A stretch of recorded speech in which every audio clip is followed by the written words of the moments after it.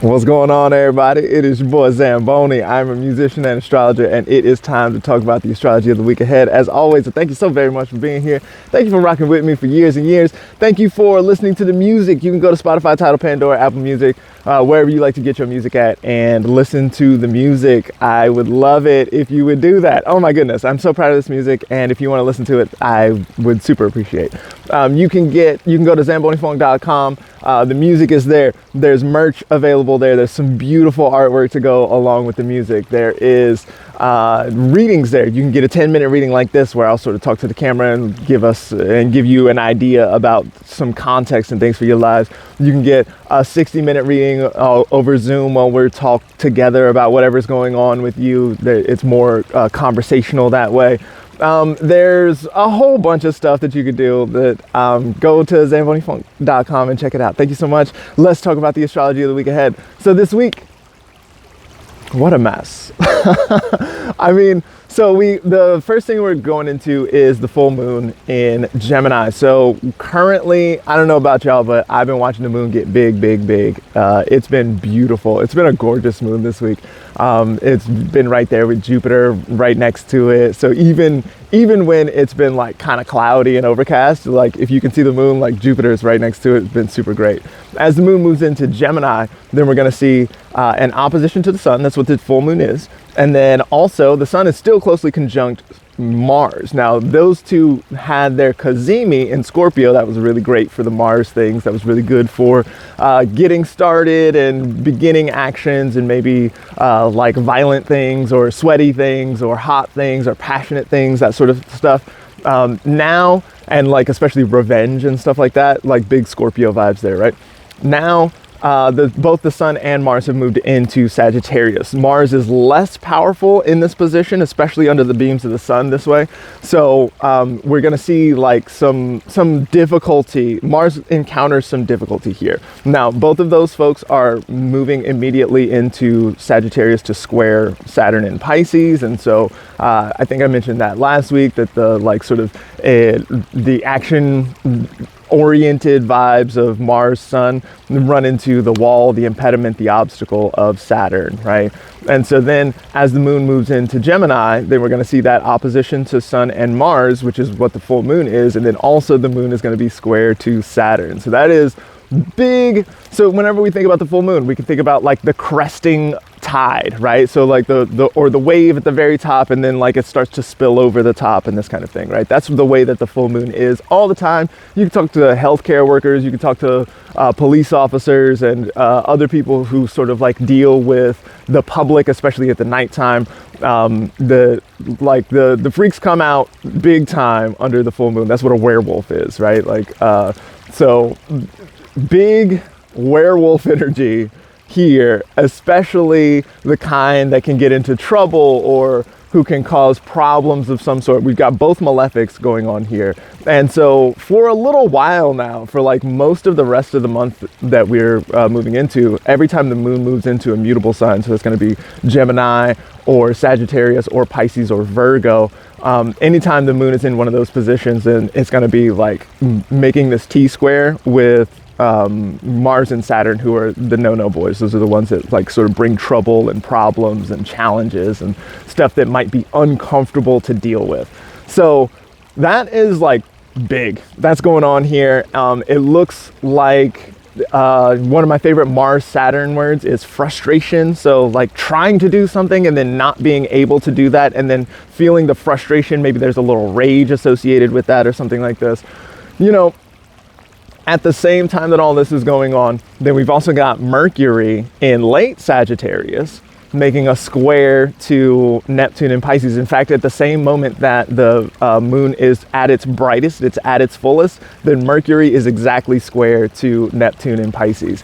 So Mercury, whose job it is to deal with information and communications and this sort of thing, is square, making a strong, hard aspect to Neptune in Pisces, whose job it is to confuse, confound, and to dissolve borders. So Mercury is wildly confused. No, there's no good idea about what's really true or what is appropriate, like norms and etiquette and this sort of stuff.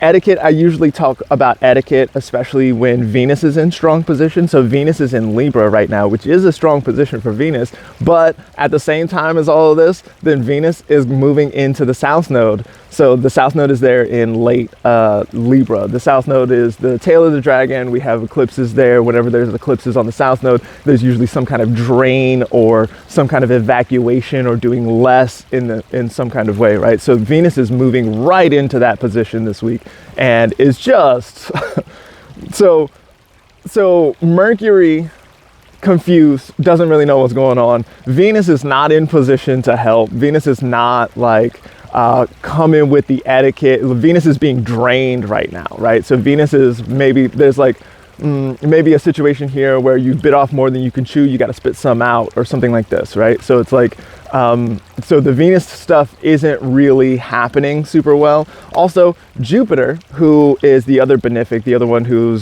can bring help and harmony and cooperation and this kind of thing.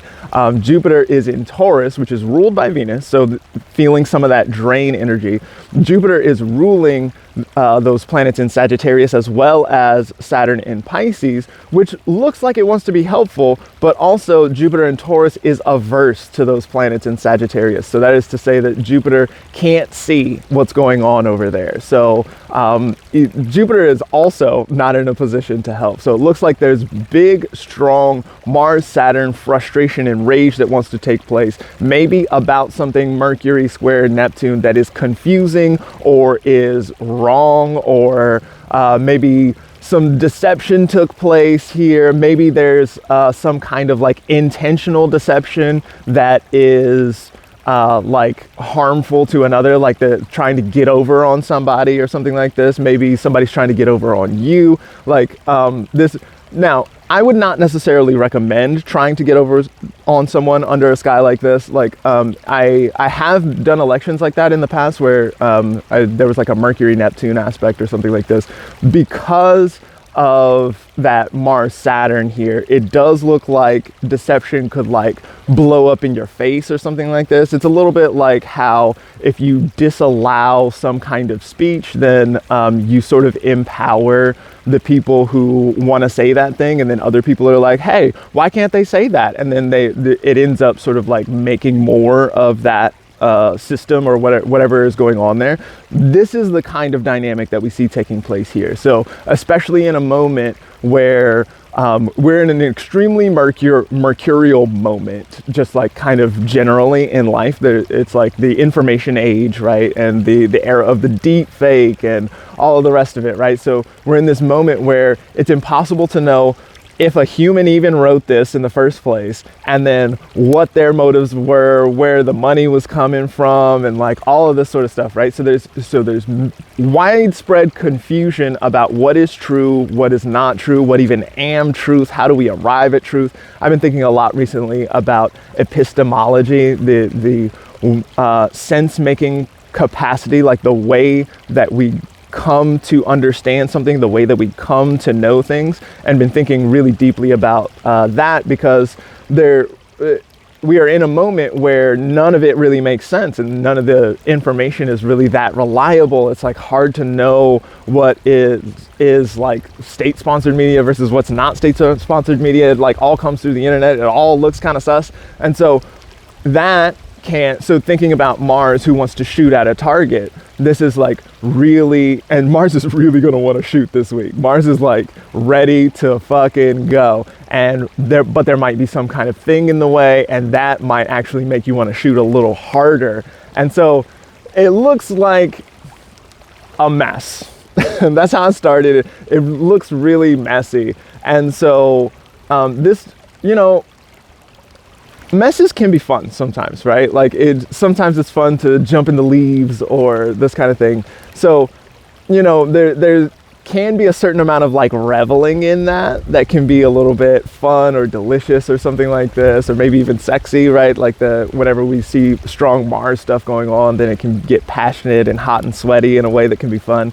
But also be prepared for a little bit of messiness around you. And if messes happen, Mars and Saturn are really good for hilarity also. And so if you can tap into that, then maybe imagine like a fun story or something like that, maybe you'll have a little more fun.